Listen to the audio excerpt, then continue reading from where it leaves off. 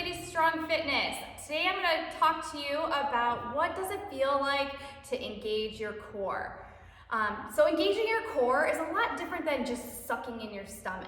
So I want you to think about what the core is doing. So the core is running from your ribcage all the way down into your pelvis. Think of it like a corset around your spine and your ribcage. So it's supporting your pelvis and spine, and it's assisting your back and keeping you nice and neutral and upright. All right, so when you're engaging your core, think of as if you're squeezing in your belly button as far as you can into your spine, getting ready to like toss a coin at it and it would bounce right off, or think of zipping up your core muscles from your bottom up. Okay, so I want to talk to you about some core exercises that you can do at home to really start to feel your engagement of your core and what that feels like. First up, I want to start about talking what your hips should be doing, because your hips are part of your core too. So your hips, if you think about it, they're like buckets, right? So if these are your hips supporting your spine, all right, sometimes after we've had kids or just through our daily lives, we get forward tilted or reverse tilted hips, or sometimes we get uneven hip movement. So that can lead to like back pain and things like that, but also we have to fight against that when we're engaging our core. So when you engage your core, so I have forward rolled hips here, so I always have to focus on rolling my hips backward a little bit.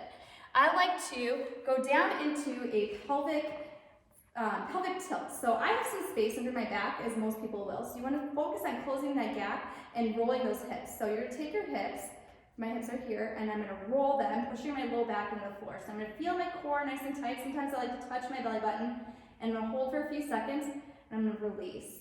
All right, so forward roll those hips forward, and then release. So if you think about it, if you're like laying on a rug, it's almost like you're scooting that rug up with your butt.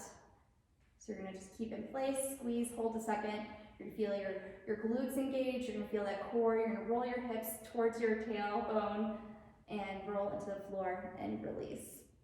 All right, so you can do those periodically throughout the week for a few seconds each. Another one I like to do is a core march. This is a good basic core exercise that can help you start to feel the engagement of your core. So you're going to lay on your back, closing that space between your floor and your back here, and then you're going to put your hands up and your feet up at about 90 degrees. So with your core march, you're just going to tap down your foot as if you're marching. So this will help you start to feel that engagement here in your core muscles, right through here, from top to bottom. And if you don't feel it, you can think about, okay, what am I doing? And take a deep breath and suck in that core, trying to push it into your belly button. Can you pop a coin off the core and then pick it right back up? Good self-check for that. All right, another one I like to do is, and this is a great one because you can do a lot of variety on it, is the V up.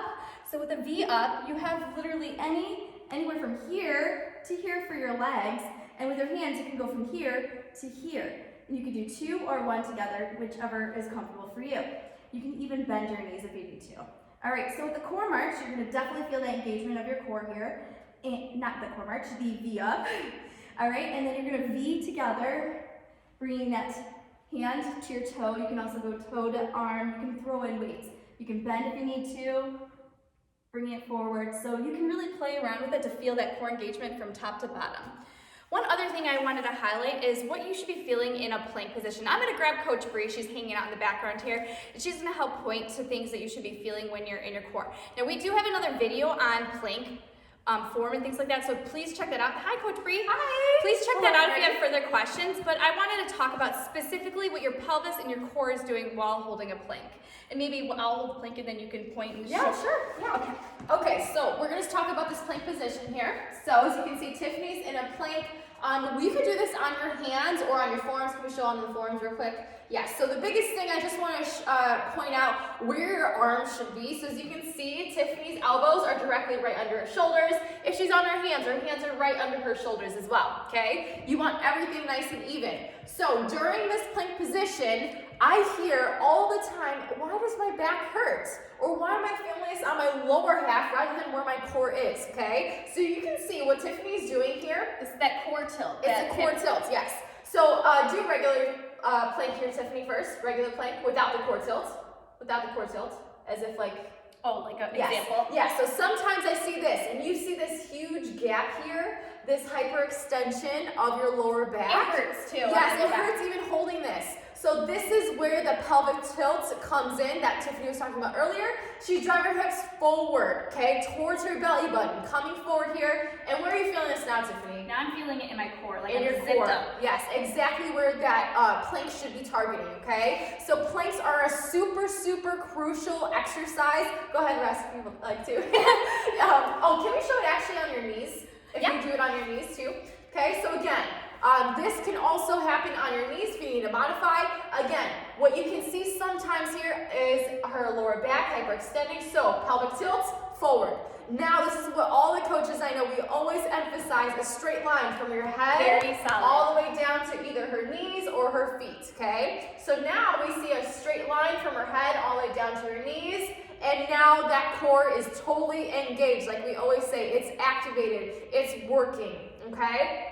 So that's one thing you really want to focus on. Even the smallest movements during your workouts can help you so much and get you stronger. It's true. And you'll see me sometimes we'll be doing something, we're standing like a jumping jack, and I'm checking my core, seeing if it's engaged, because it's a good reminder to always check your core throughout your exercises. Like snatches, you want your core.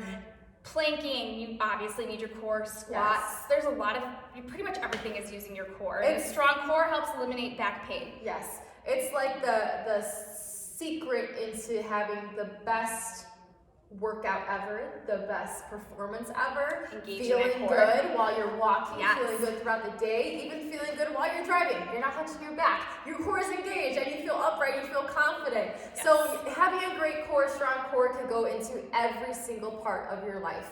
Anything else to add to that? If you are needing assistance, I'm always happy to help, and I'm sure we'll have more episodes for you to tune into about core restoration and things like that, what happens after you have children. So I love talking about that, and I can't wait to have you tune into some other episodes on our LadyStrong virtual podcast. Yes, with that being said, we'll see you next time, ladies. Bye. Ladies.